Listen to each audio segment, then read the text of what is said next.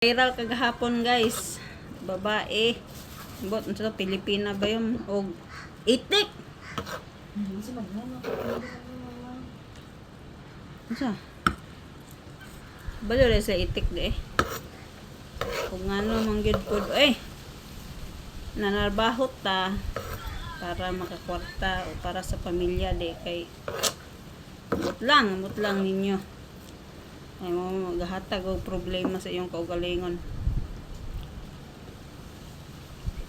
Ay, Diyos ko Lord. Okay, ang tag single na iyong gikuan.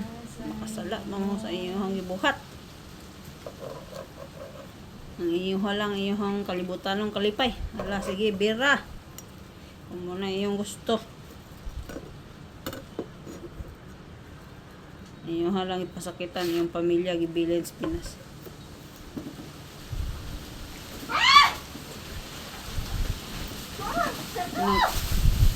Nag-abroad para makatabang sa pamilya, dili magbiga. Biga.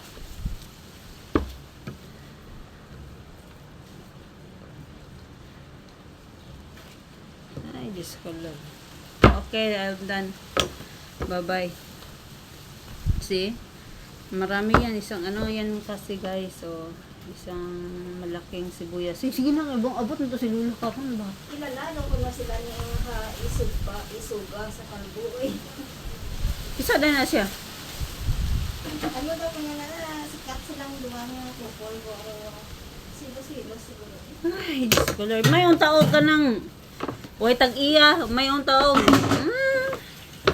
Walang. At ano ang ano, timay ito.